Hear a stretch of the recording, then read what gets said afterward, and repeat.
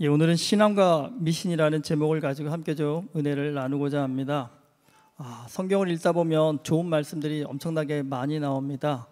그래도 읽다 보면 또 각자 여러분 그 중에서도 또 제일 좋아하는 말씀들이 있을 겁니다. 누군가가 여러분은 성경에서 가장 좋아하는 말씀이 무엇입니까? 라고 한다면 여러분 무슨 말씀을 꼽으시겠습니까? 저는 제 머릿속에서 잊혀지지 않는 성경, 또 제일 제가 좋아하는 성경 말씀은 요한복음 8장 32절의 말씀입니다. 진리를 알지니 진리가 너희를 자유롭게 하리라. 여러분, 자유라는 게 뭘까요? 이 자유의 사전적 정의는요, 뭔가에 구속되거나 억압받지 않고 자신의 생각과 행동을 스스로 결정하고 선택할 수 있는 그런 상태입니다. 근데 이걸 자칫 잘못 이해하면요, 내 마음대로 결정하고 행동하는 것으로 오해할 수가 있습니다. 하지만 이 자유라는 것은요, 내가 결정하고 선택한 것이 다른 사람의 자유를 침해하지 않을 때 성립이 됩니다. 그렇지 않고요, 내가 결정하고 선택한 것이 다른 사람의 자유를 침해하게 되면 그건 방종이 됩니다. 그러니까 자유란 남한테 피해 주지 않으면서 내가 원하는 말을 마음껏 할 수 있는 것입니다.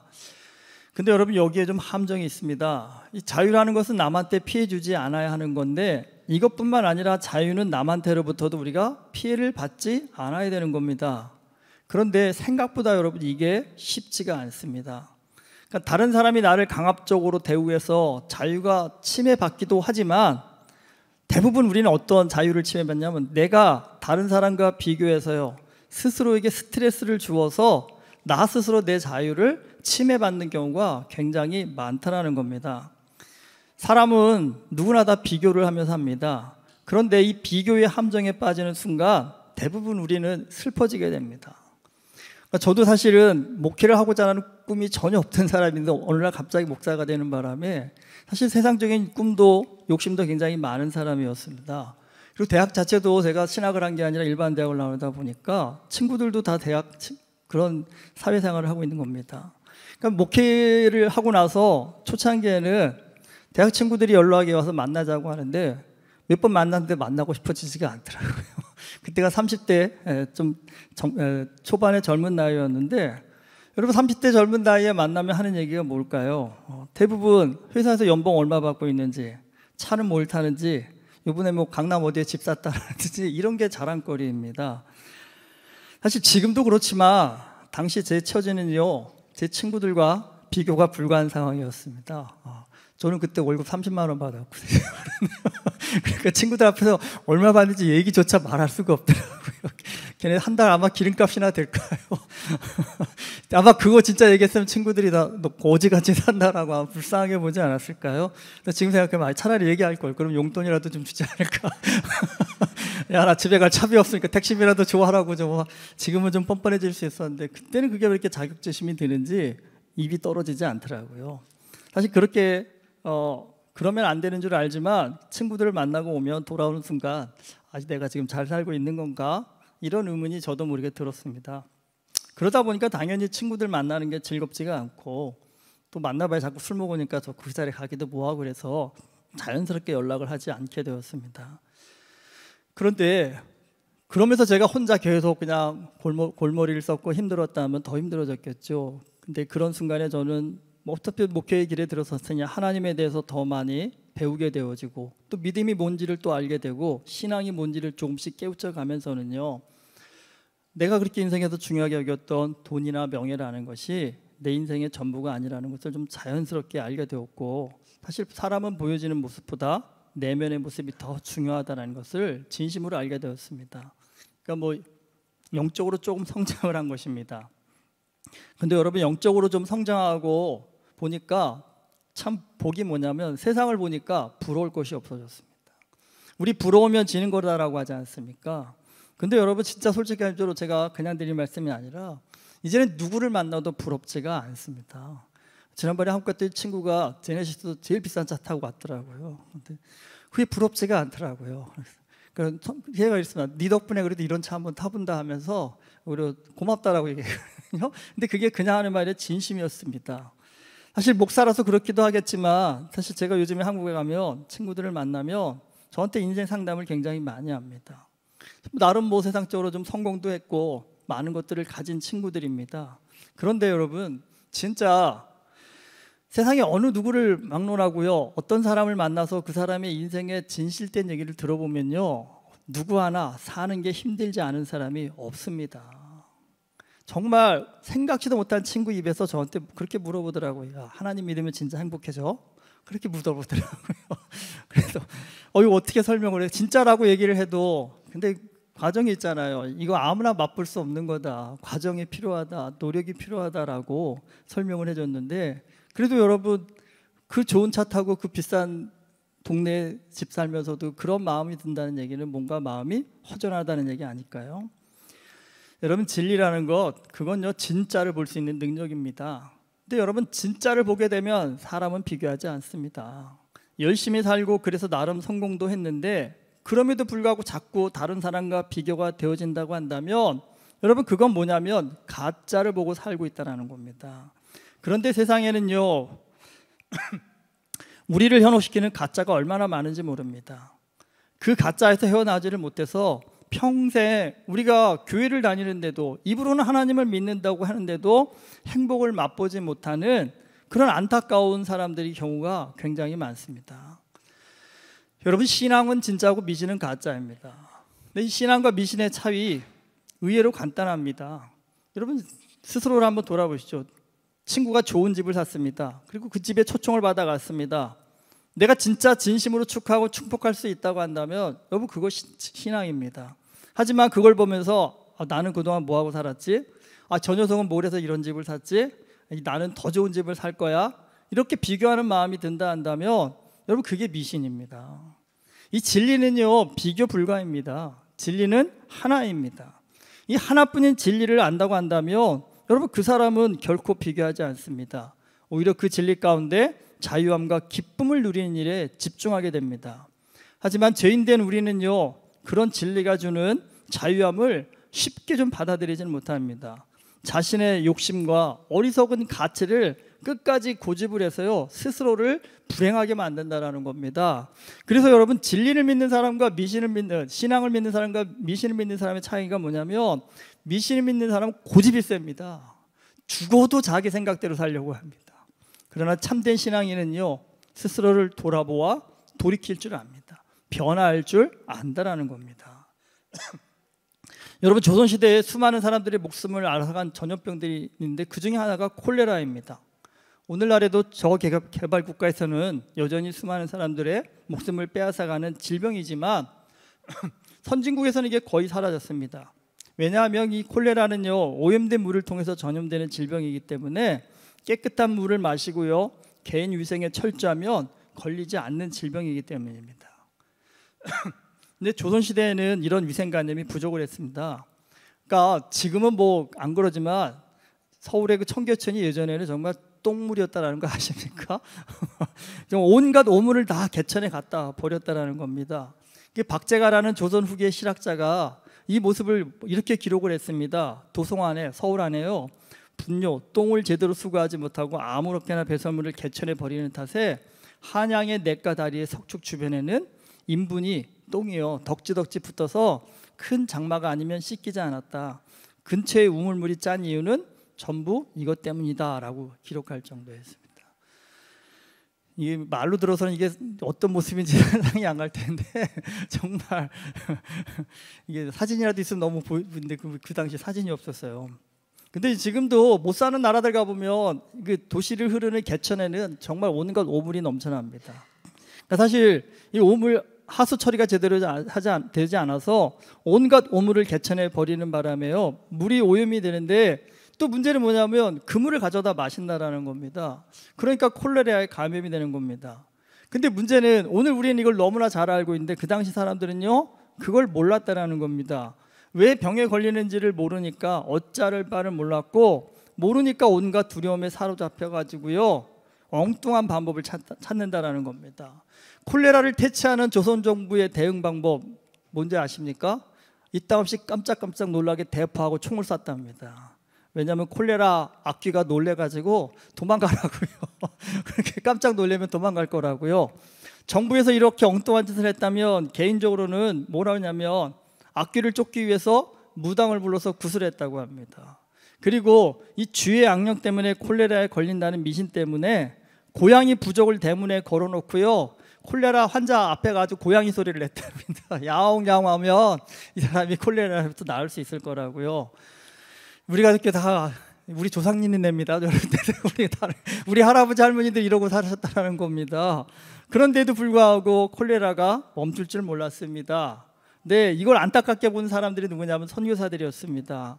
그들은 이미 서양에서 콜레라가 왜 걸리는지, 이걸 어떻게 치료하는지를 아는 사람들이었기 때문에 조선 사람들한테 가서 뭐라고 얘기했냐면, 오염된 물을 마시니까 걸리는 거니까 깨끗한 물이라고 해도 콜레라가 창궐할 때는 물을 꼭 끓여서 마시세요라고 그렇게 알려주었다고 합니다. 하지만은 처음에 이 말을 들었을까요? 안 듣습니다. 여전히 자기 고집대로 행동했습니다. 그래도 소수의 사람들이 이 말을 따라 했더니 정말 콜레라에 걸리지 않는 것을 본 다음에야 사람들이 따라하기 시작했다는 겁니다.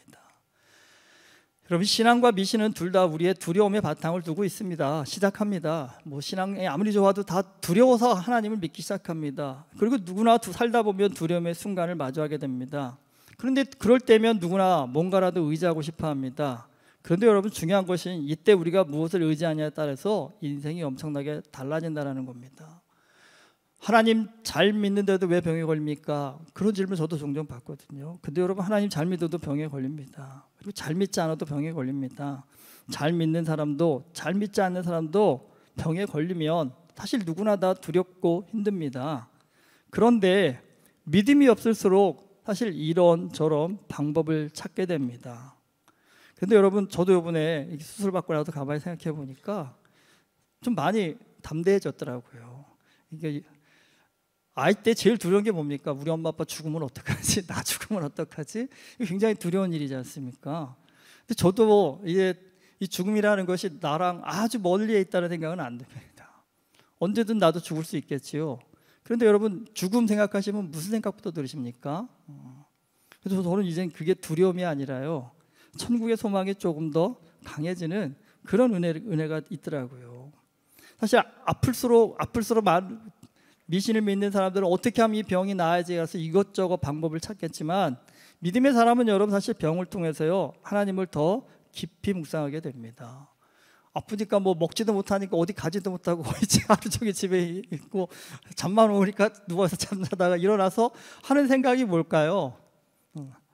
여러분, 뭐 죄가 많아서 병에 걸려, 그럴 수도 있어요. 아닐 수도 있고요. 그런데 중요한 건 우리가 뭔가 잘못했기 때문에 병에 걸릴 확률이 굉장히 높습니다. 저도 이번에 회개 많이 했습니다. 뭘 이렇게 잘못했습니까? 근데 떠오르는 몇 가지가 있더라고요. 제가 창피해서 다 말씀 못 드리겠고요. 그런데 한 번씩 곱씹어 보면서, 내가 이러이러한 부분들을 하나님 안에서 바꿔가야겠구나, 고쳐가야겠구나라는 좀 스스로를 돌아보는 계기가 되었습니다. 특별히 믿음의 사람은요, 병을 통해서 하나님께서 나로 하여금 무엇을 깨닫기를 원하시는지를 좀 깊이 생각할 수 있는 계기가 됩니다. 그리고 여러분, 그렇게 생각을 깊이 하나님께로 나아가다 보면요, 믿음의 사람은요, 죽음 자체가 두려운 것이 아니게 됩니다. 그래서 병이 힘들 수는 있지만 그것 때문에 공포에 사로잡혀서 어찌할 바를 몰라하는 공황 상태에는 빠지지 않습니다. 이 신앙이라는 것은 두려움을 극복하는 힘을 줍니다. 하지만 미신은요, 두려움에 굴복하게 만듭니다. 여러분, 우리가 하나님을 믿는데도 두려움이 커지고 있다면 그건요, 우리가 하나님을 믿는 신앙이 아니라요, 미신을 믿고 있기 때문입니다. 근데 사실 신앙과 미신은요, 혼합되어 있는 경우가 굉장히 많습니다. 그래서 무엇이 신앙인지 무엇이 미신인지를 분간하기가 쉽지가 않습니다. 오늘 본문의 말씀이 그 예를 보여주고 있습니다. 예루살렘 양문 근처에 베데스라는 연못이 있습니다. 이 베데스 단어는 자비의 집, 은혜의 집이라는 뜻입니다. 그러니까 이 연못이 병을 치유해주는 효험이 있기 때문에 붙여진 이름입니다. 그런데 항상 그런 효험이 있으면 얼마나 좋겠습니까? 그런데 항상 그런 게 아니라 어쩌다 물이 움직일 때가 있는데 그때 가장 먼저 들어가는 사람만이 치유를 받는다는 겁니다. 근데 이 성경을 볼 때마다 저도 많이 생각이 들고, 물이 움직인다는 게 뭘까요, 여러분? 갑자기 물이 왜 지진이 나서 움직이려고요? 그거 아닙니다. 그리고 자비의 집이라고 한다면, 자비라는 것은 뭐 처음 들어간 사람한테 혜택 준다 한다면 이건 너무 야박한 거 아닙니까? 그냥 두 번째, 세 번째 좀 기왕이면 10번째, 100번째까지도 치유함을 받는 그런 물이면 얼마나 좋을까. 그런데 왜 처음 들어가는 사람만 치유를 받지? 이게 가만히 이렇게 좀 그런 생각으로 보면 이게 굉장히 뭔가 신비롭기도 하고 신기하지요. 근데 가만히 생각해 보니까 베데스다 연못가에 가면 병 고침을 받는다더라는, 누군가는 받았으니까 그런 소문이 퍼지게 됩니다. 그러니까 그런 소문이 퍼지니까 누워서 꼼짝을 못하는 중병에 걸린 사람부터 피부병과 같은 가벼운 질병에 걸린 사람까지 수많은 사람들이 연못 주묘로로 몰려들었습니다. 근데 그 중에 38년 동안 연못 옆에서 병을 치유하고자 기다리고 있던 환자도 있었습니다. 물이 움직일 때 빨리 들어가야 하는데 병이 너무 심해서 빨리 움직일 수가 없다 보니까 다른 사람들이 들어가는 바람에 기회를 놓치고 그렇게 무려요 38년을 거기에 있었다라는 겁니다. 저는 솔직히 예전부터 이 연못이 진짜 무슨 병이든 치료해주는 효과가 있는가? 이런 의문이 좀 들었습니다. 그러니까 궁금했습니다. 믿음이 없어서가 아니라 성경을 보면 왜 이렇게 신비로 어떻게 보면 신기한 이 얘기를 왜 놓았을까라는 생각이 들거든요. 근데 가만히 이 고민을 하다 보니까 이거하고 좀 연관이 되더라고요. 사실 지금은 한국의 기도원이 많이 위축이 되었지만 제가 중고등학교 다닐 시절만 해도 기도원마다 수많은 사람들이 모여서 정말 금식을 하고 기도하던 아주 그런 뜨거웠던 시절이 있습니다. 그런데 교회 다니면서 그 당시에 저도 어른들 하시는 말씀에 많이 들었던 게 뭐냐면, 야, 어느 기도원에 가면 모든 병이 다 낫는다더라 라고, 그렇게 병을 잘 고친다고 소문난 유명한 기도원들이 꽤 있었습니다. 그래서 그 당시에 제가 다니던 교회에서도 병 걸렸던 분들 중에 그 기도원을 찾아가시는 것을 저는 많이 보았습니다. 근데 뭐 그게 잘못됐다라고 말씀드리지 않았습니다. 근데 저는 좀 진짜 좀 특이해서 무슨 생각이 들었냐면, 저분이 그 기도원 갔다 와서 병이 낫나 안 나를 그 어린 나이에 유심히 봤습니다. 그리고 제가 따져봤습니다. 병이 나으신 분이 많을까 안 나은 분이 더 많을까. 지극히 개인적인 경험입니다. 지극히 개인적인 경험입니다. 근데 제가 생각해도 제가 좀 특이한 성격이라는 생각이 들더라고요. 아무도 관심을 두지 않는데 나는 왜 그런 것에 관심을 뒀을까. 근데 여러분, 결과는 뭘까요? 그 기도원 갔다 와서 병 고침을 받은 분과 병 고침 받지 못한 분 중에 어느 쪽이 더 많았을까요? 이건 진짜 제 개인적인 경험이지만 제 데이터에 의한 겁니다. 치유받지 못한 분들이 훨씬 많았습니다. 훨씬 많았습니다. 예. 정말 치유받는 분들은 열에 하나, 뭐 100에 하나 나올 정도였고요. 대부분의 분들은 가서 열심히 기도했는데 병이 낫지 않았습니다. 그래서 제 또 의문이 뭐냐, 아니 왜 그 기도원에만 가면 다 낫는다고 했는데 왜 안 낫는 분들이 저렇게 많지? 저기 가짜 아니야? 이런 생각이 들었거든요. 그런데 이건 뭐 가짜라기보다는, 여러분 정말 그 당시만 해도 한국도 병원이 그렇게 의료가 발달된 상황들이 안 됐기 때문에 큰 병에 걸리면 나을 수 있는 확률이라는 것이 굉장히 적었습니다. 그러니까 기적이 아니면 고칠 수 없는 시대다 보니까 간절한 기적을 갈망하는 사람들한테는요, 자기와 비슷한 사람 100에 하나, 1000에 하나, 만에 하나가 가서 나았다고 한다면 그것이 그 사람 귀에는요, 나도 혹시 그럴 수 있지 않을까라는 희망을 주기에 충분했다는 겁니다. 한국도 여러분 로또 파는 데 가보면 로또 1등 당첨된 집이라고 간판을 크게 써놓는 데 보셨어요 혹시요? 그런 데가 매출이 훨씬 높답니다. 권지사님 잘 아시죠? 왜 높을까요? 여기서 1등 그래봤자 몇 명 안 나왔는데도 그 수많은 사람 중에 그래도 여기 1등이 나왔다고 하니까 혹시 나도 1등이 나지 않을까, 여기가 그래도 확률이 더 좋지 않을까라는 마음으로 찾아가는 것과 그 기도원 가면 병이 다 낫는다라고는 비슷한 심리가 아닐까 하는 생각이 듭니다. 근데 여러분, 이 베데스다 연못이라는 곳은 지금도 있습니다. 그런데 오늘날에는 누구도 병 치료를 받자고 그 연못에 가서 기다리는 사람이 한 명도 없습니다. 찾아보니까 베데스다는 가끔씩 물이 솟구치는 간헐천이라고 합니다. 그러니까 일종의 온천수입니다. 근데 여러분, 온천수라는 것은 피부병을 비롯해서 뭐 관절염이든 많은 질병에 분명 효능이 있는 물입니다. 그리고 물이 솟구쳤다는 얘기는 좀 신선한 물이 올라왔으니까 아무래도 약효 성분이요, 좀 다른 때보다는 좀 좋지 않겠습니까? 그러니까 그때 들어간다면 효능이 분명히 더 클 겁니다. 근데 한번 이런 질문을 해보십시오. 이렇게 물이 솟구쳤을 때 거기에 가장 먼저 들어갈 수 있는 환자는 어떤 환자일까요? 여러분, 누워서 움직이기도 힘든 사람이 거기 들어갈 확률보다는요, 그냥 몸에 가벼운 피부병이 있어서 움직이는데 전혀 지장 없는 사람, 뛰어다녀도 문제 없는 사람, 그러니까 이렇게 민첩한 사람이 들어갈 확률이 높겠습니까? 아무리 생각을 해도 비교적 가벼운 병에 걸린 사람들이 가만히 보고 있다 가장 먼저 들어갔을 겁니다. 그렇다 보면 여러분, 큰 병을 고치는 것과 가벼운 병을 고치는 것 어떤 게 더 수월하겠습니까? 아마 그래서 치료의 효과가 더 많이 보였을 겁니다. 그런데 큰 병에 걸린 사람은 그것만 보고라도 아유, 저기 진짜 들어가기만 하면 다 나을 수 있네라는 어떻게 보면 엉뚱한 헛된 희망을 가질 수밖에 없지 않을까요? 특별히 그 당시에 중증 환자들은 어디 가서 의지할 만한 곳도 없었기 때문에 정말 신락 같은 희망이라도 찾고자 이곳을 찾아오지 않았겠습니까? 근데 중요한 것이 있습니다.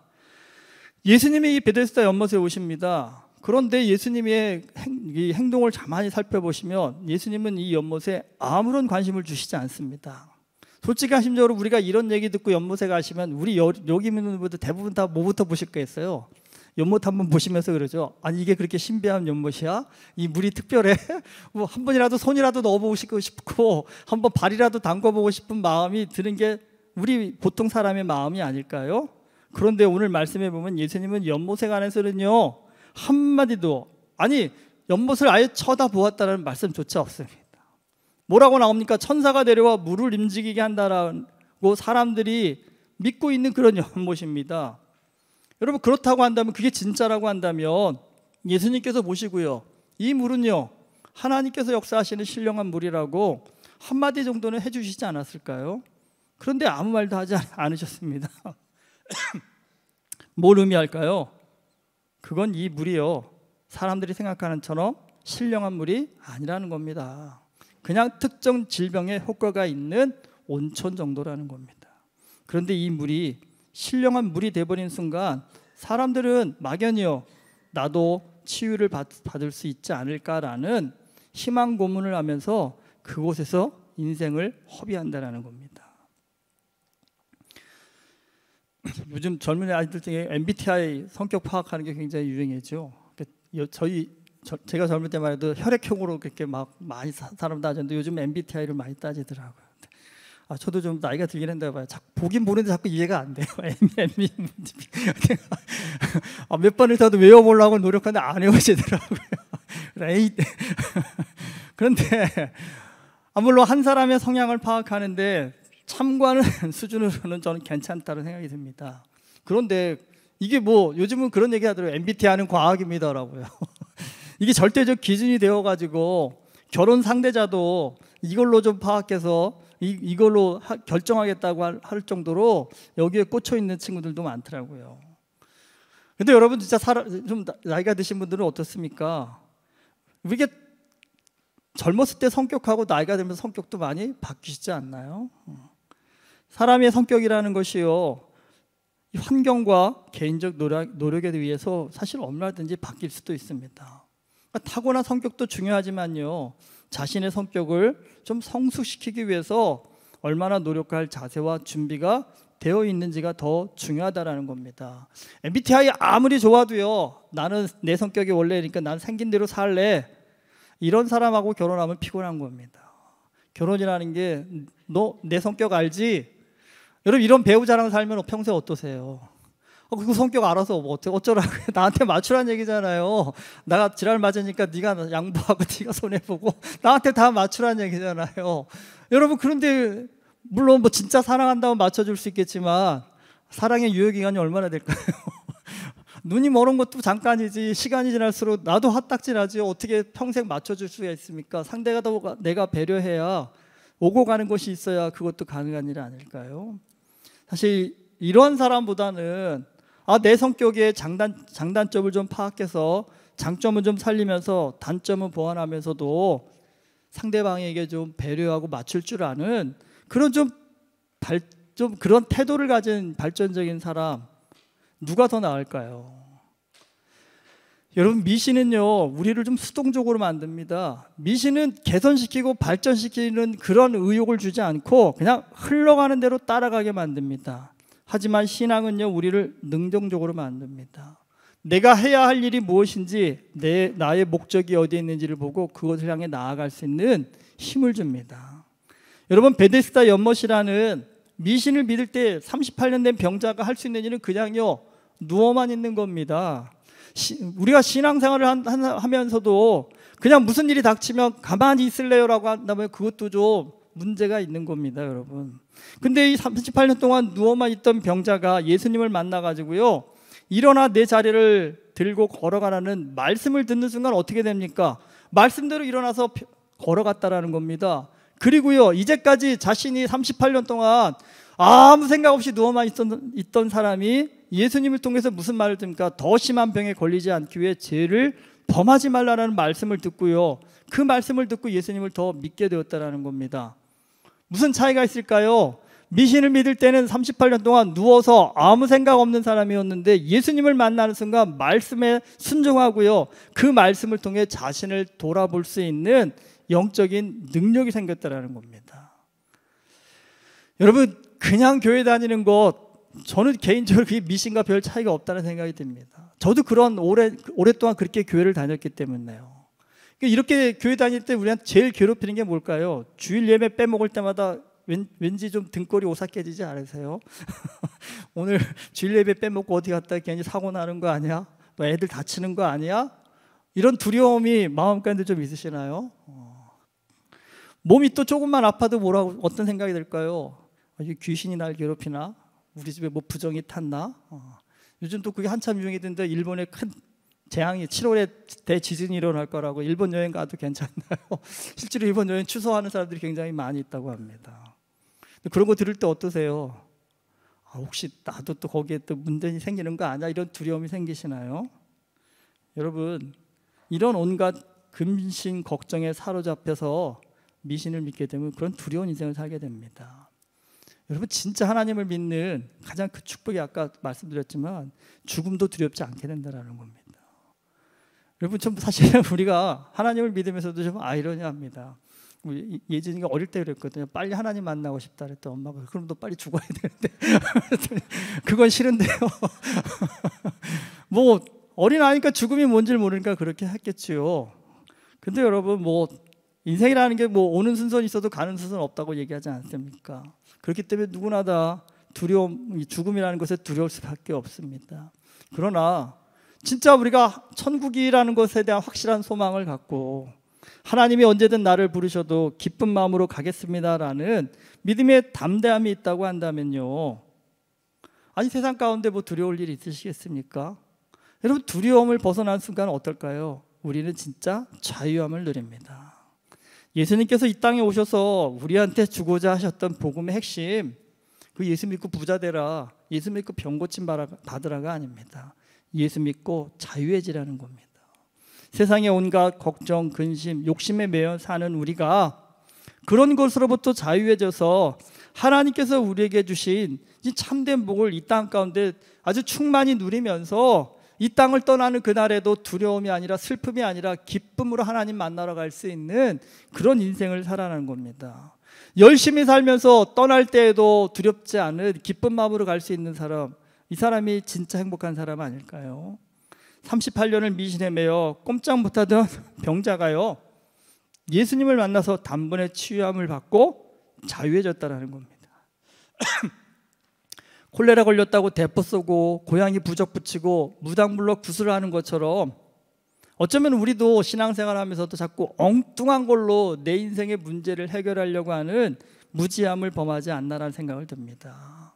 자꾸 사람 쫓아다니고 어디 가면 신령한다, 어디 가면 좋다더라, 그 말에 귀를 기울이는데, 여러분, 우리 인생에 문제가 생겼을 때 그 문제는 우리로 하여금 예수님을 더 간절히 찾으라는 것입니다.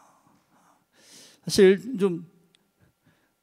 요즘 저희 금요기도회가 예전만큼 뜨겁지 않습니다. 제 탓도 있겠지만 가만히 눌러보니까 우리 교인들이 예전보다 다 먹고 살만해지셨습니다. 솔직한 얘기로 예전엔 다 정말 너무 어려웠거든요. 비자 문제 때문에, 돈 문제 때문에, 건강의 문제 때문에 어려운 분들이 굉장히 많으셔서 솔직하게 예전에는 정말 그렇게 힘든 환경에도 금요기도에 오셔갖고 간절하게 기도하시는 그 눈빛이 저 목사로서도 항상 기억에 남는데, 요즘은 솔직히 저부터 눈동자가 좀 풀렸거든요.